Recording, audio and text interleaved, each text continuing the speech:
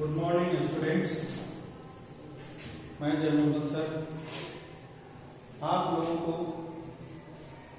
हिंदी व्याकरण पाठ 2 के बारे में बताने जा रहा हूँ। इसके पहले हम लोग भाषा और व्याकरण के बारे में पढ़े थे। आज हम लोग उस व्याकरण का एक विभाग जो वर्ण विचार है उस पर हम लोग जो है अध्ययन करेंगे। इसमें जो है वर्ण किसे कहते हैं, वर्ण किसे कहते हैं। वर्ण शब्द के दो अर्थ हैं, पहले अर्थ जाने फिर हम लोग इसकी परिभाषा को जानेंगे। वर्ण शब्द के दो अर्थ हैं, एक रंग और दूसरा अक्षर। तो व्याकरण में हम लोग अक्षर के बारे में पढ़ते हैं, वर्ण के बारे में पढ़ते हैं, रंग के बारे में नहीं पढ़ते हैं। व्याकरण में वर्ण उस मूल ध्वनि को कहते हैं जिसके खंड या टुकड़े नहीं किए जा सकते हैं, जैसे अ ह्रस्व, ई ह्रस्व उ, री इत्यादि। वर्ण दो प्रकार के होते हैं, वर्ण दो प्रकार के होते हैं।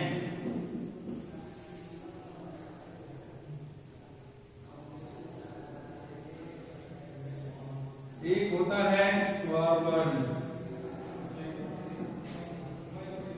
दूसरा है व्यंजन वर्ण। व्यंजन वर्ण। अब जिस तरह से हम लोग इंग्लिश अल्फाबेट में 26 लेटर के बारे में पढ़ते हैं, ठीक उसी प्रकार हम लोग यहाँ पर हिंदी वर्णमाला में जो वर्ण हैं, कुल 44 वर्ण हैं, उनके बारे में हम लोग यहाँ अध्ययन करेंगे। तो स्वर वर्ण किसे कहते हैं, वैसे वर्ण जिनका उच्चारण अपने आप होता है उसे हम स्वर वर्ण कहते हैं। जैसे अ आ ह्रस्व ई, दीर्घ ई ह्रस्व उ, दीर्घ उ री ई, ऐ ओ औ। इसकी कुल संख्या 11 है। स्वर वर्ण 3 प्रकार के होते हैं। पहला नंबर है ह्रस्व स्वर,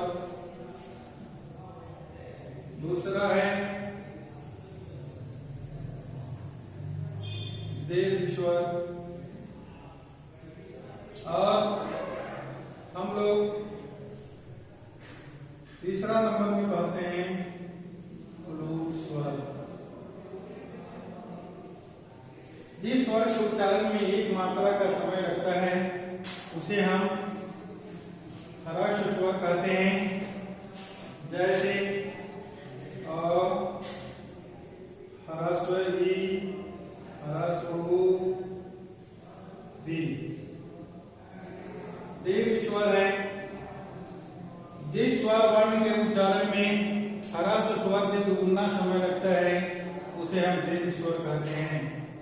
जैसे आ, दीर्घ ई, दीर्घ उ,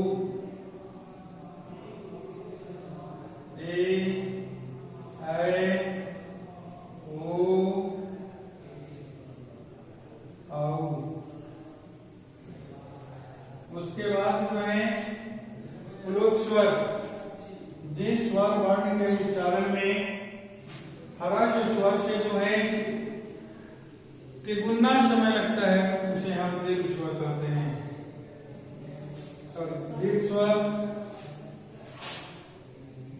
नहीं, कुलोट स्वर कहते हैं इसे। जिस स्वर वर्ण के उच्चारण में ह्रस्व स्वर से तिगुना समय लगता है उसे हम कुलोट स्वर कहते हैं।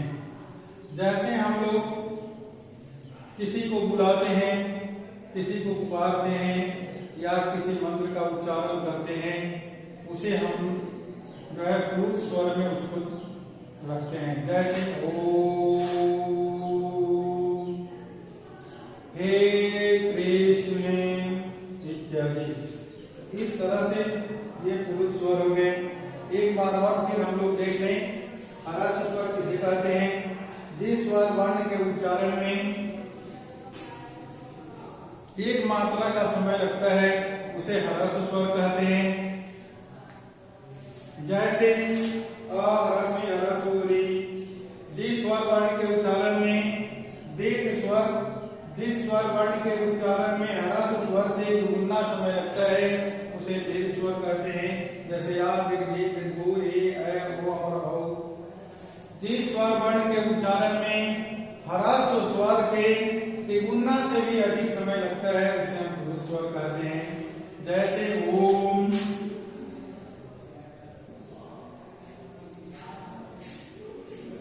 हे कृष्ण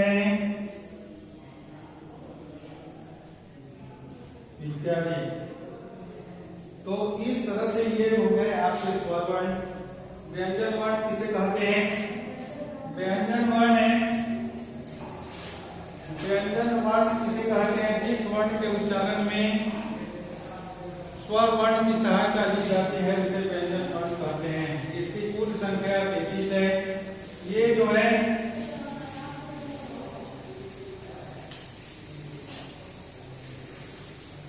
का ख ग घ ङ च छ छ झ ञ ट ठ ड ढ ढ ढ ढ ढ ङ प प फ फ म।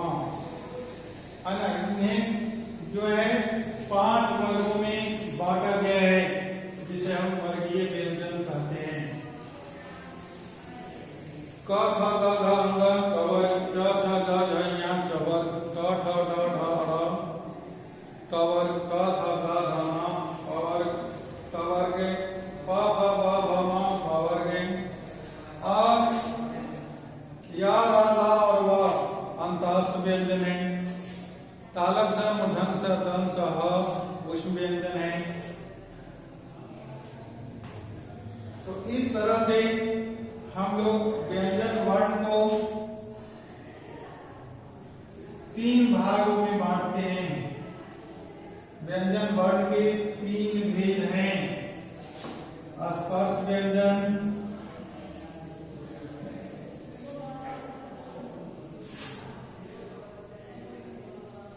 अंतःस्थ व्यंजन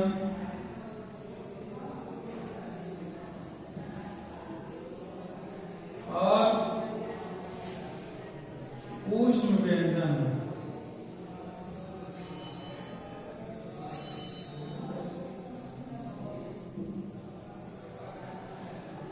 ऊष्म व्यंजन, स्पर्श व्यंजन को हम लोग वर्गीय व्यंजन भी कहते हैं।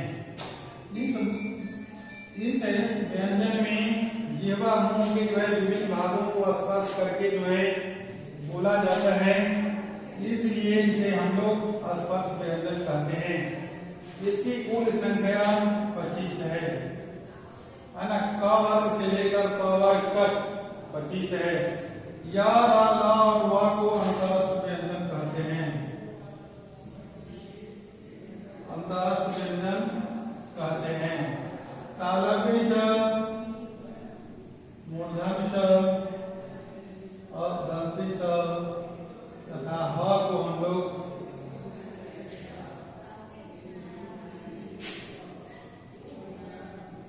ऊष्म व्यंजन कहते हैं। क्योंकि अब देखिए अंतःस्थ व्यंजन 4 हैं। ला ला ला वा। ऊष्म व्यंजन 4 हैं। तालव्य स, मूर्धन्य स, दंत स और ह। अब देखिए इसमें क वर्ग से लेकर प वर्ग तक कुल जो है 25 वर्ण हैं। उसके बाद जिसकी संख्या 4 है। या रा वा और व। ऊष्म व्यंजन की संख्या जो है 4 है। इस तरह से ये जो है आपको 25, 4 और 4 मिलाकर के कुल जो है 33 हो जाते हैं। तो व्यंजन है, वर्णों की कुल संख्या 33 है। उसके बाद आता है वर्णमाला। वर्णों के क्रमबद्ध समूह को हम लोग वर्णमाला कहते हैं। जैसे हिंदी वर्णमाला में कुल 44 वर्ण हैं, ऐसे मूलतः जो है 52 वर्ण हैं, लेकिन हम लोग जो है मुख्य रूप से जो है 44 वर्णों के बारे में ही हिंदी व्याकरण में हम लोग जो है पढ़ते हैं। तो प्यारे बच्चों, आप इस वर्ण विचार में वर्ण की जो है परिभाषा, भेद और उसके उदाहरण के बारे में जो है समझेंगे। अब इसमें जो है अभी हम लोग और आगे जो है पढ़ेंगे इनके उच्चारण स्थान के बारे में। उच्चारण स्थान किसे कहते हैं? उच्चारण स्थान वर्ण मुंह के जिस भाग से वर्ण का उच्चारण किया जाता है उसे हम उच्चारण स्थान कहते हैं। जैसे क, ख, ग, घ और हा का उच्चारण स्थान कंठ है, क्योंकि ये कंठ से बोले जाते हैं, इसलिए हम इसको जो है कंठ वर्ण कहते हैं। उसके बाद है नाम तालु, हरस दीर्घ चवर या और तालुषा का उच्चारण स्थान जो है तालु है, इसलिए इसको तालु वर्ण भी हम लोग कहते हैं। ऋतुरस्या नाम मूर्धा, री रा टवर्ग और मूर्धन्यषा का स्थान मूर्धा है। उसके बाद जो है ऋतुलस्या नाम दंत, री ला सवर का उच्चारण स्थान दंत है। उसके बाद उपपाद्या नाम अष्टौ, हरस दीर्घ और टवर का उच्चारण स्थान जो है ओष्ठ है। इस प्रकार से हम लोग उच्चारण स्थान में जो है और जो है पढ़ेंगे दूसरे चैप्टर में, दूसरे भाग में हम लोग इसको जो है पढ़ेंगे। तो यहाँ हम लोग वर्ण के बारे में जो है पढ़ें, समझें।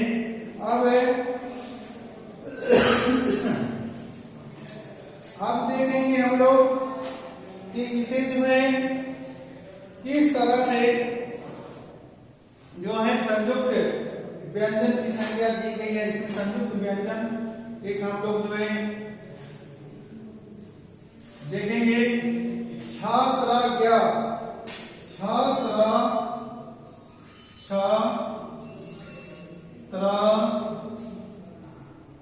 ज्ञा और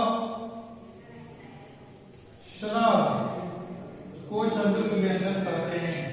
संयुक्त व्यंजन वैसे वर्णों को कहते हैं जो दो या दो से अधिक व्यंजनों के मेल से जो है बनते हैं, इसे हम संयुक्त व्यंजन कहते हैं। जैसे छ का निर्माण क और मूर्धन्य स से हुआ है। त्र का निर्माण त और र के मिलने से हुआ है। ज और या के मिलने से या का निर्माण हुआ है। इसी तरह श और रा के मिलने से श्रा का निर्माण जो है कि हुआ है। तो इस प्रकार हम लोग जो है ये संयुक्त व्यंजन के बारे में समझ गए। अब आगे जो है इस चैप्टर में हम लोगों को उच्चारण के बारे में विशेष रूप से जानना है, तो इसको हम लोग अगले क्लास में जो है पढ़ेंगे। इसमें किसी तरह की अगर कोई परेशानी हो तो मेरे इस मोबाइल नंबर से जो है 11 बजे से लेकर 1 बजे तक प्रश्न कर सकते हैं, है ना। इस महामारी के समय में आप घर पर रहें, सुरक्षित रहें और ऑनलाइन अध्ययन करते रहें। इन्हीं शुभकामनाओं के साथ